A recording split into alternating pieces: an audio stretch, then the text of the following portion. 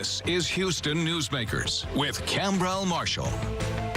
And welcome to Houston Newsmakers. This morning I want to continue where I left off last week when I invited you to join me in conversation about what's going on in this country in ways that we can find some level of normalcy. There's no assumption on my part that issues that have been present in this country for hundreds of years, many of those recent years bubbling just beneath the surface in many locales, can be solved in short order, but I hope all of you will agree that searching for those answers must never stop. And that's what the proposed Ruth J. Simmons Center for Race and Justice at Prairie View A&M University will want to do.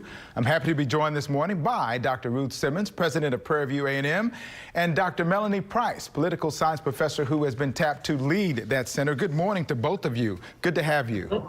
Good morning. Thank you for having us. Absolutely. Dr. Simmons, when did the concept of establishing this type of center first come up, and what will the mission of the center be?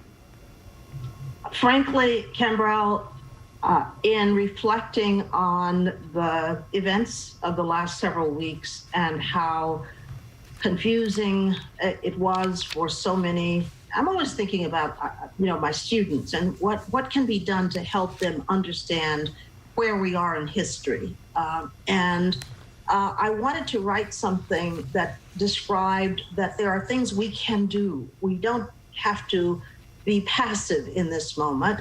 We can work to edify, we can work to address issues, we can work to find solutions.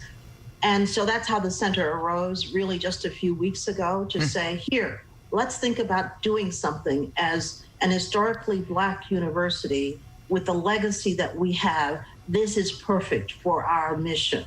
Well, it's amazing that this would come together, the proposal for this would come together in such a short time, and even more so that Charles Butt, the chairman of HEB, donating $1 million of his own money to help support this. What does that add to helping this get off to a great start? Well, when I proposed it, I knew that we had a long road to get it approved, first of all, by the system and the state, and secondly, to identify funding for it, because I knew that state funding was probably not likely. For Charles Butt to intervene in this unexpected way, I can't tell you what it means, but as you may know that he has already supported Prairie View in the past. He has endowed scholarships for students at Prairie View.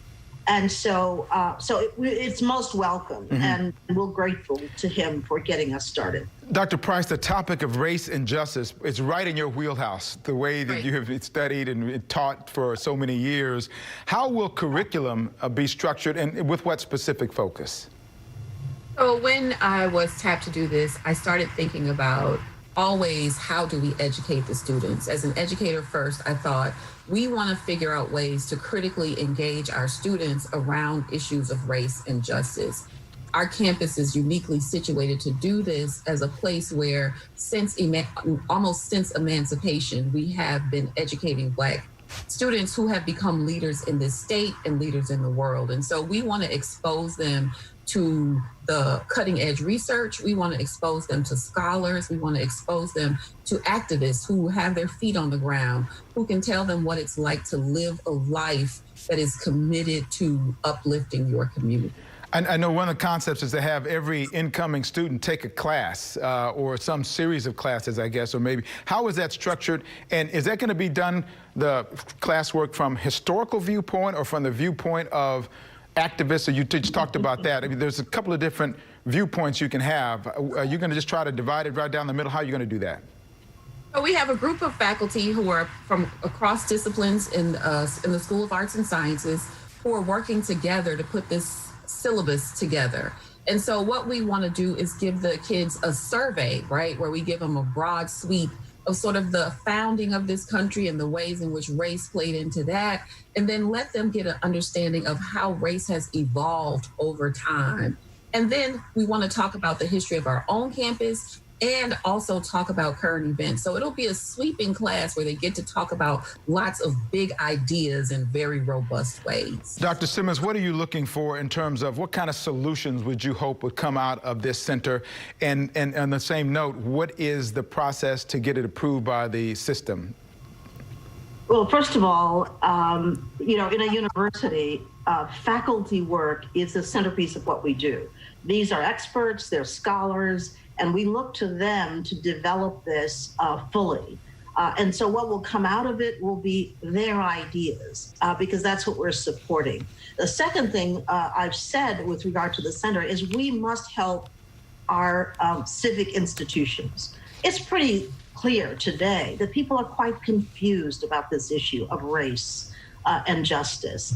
And so it's very clear to me that we need to provide information to our local officials, to the criminal justice system, and to others, so that they will better understand the environment that we are in and what kind of policies, frankly, and practices they need to devise. So that's our intent, is to develop that. What needs to happen? Well, I did something really terrible when I wrote this up in a letter to the campus. I didn't know it would get such wide dissemination. And so I proposed things that are illegally proposed. And that is, our proposal must first go to the system and then to the coordinating board for approval. But I felt such an urgency about it that I disrupted that and simply said, we've got to have this center. So I don't know, I might get fired for it, but it just seemed to be worth it to do this because the need is so great. Our young people are suffering. They are in need of direction in this area, as is society generally. Right. So we will go to the system and the Board of Regents for approval. And we will go to the coordinating board for Good approval. deal. That's what remains to be done. Well, I hope that takes a short period of time. Dr. Price, as someone who's going to be on the ground floor of this effort, what will it take for you to call this whole thing a success? I think we will call it a success when people know this center as a place to go when you're trying to understand those kinds of questions we have in society that you need to really take a deep dive into. When you come to this center, to expect that you will be able to learn about the history of African Americans across the nation and across the globe. And so when we become a resource for our students and for our larger community, that's when we'll see ourselves as a success. Well, let me suggest something before you. One class I want to suggest is the class on Ruth Simmons. You got to have that class on the baby of 12 kids who from that little town, was a Grapeland, little town someplace out in the East Texas, who's been able to do so many great things. I want to take that class, and we'll already have to see if we can get her to teach it. Okay, that'll be a good thing. Thank you so much. Congratulations on getting this up and going, and it's a great thing that you're doing on behalf of your students and this community. Thank you so much. Thank you, Ken. Thank you.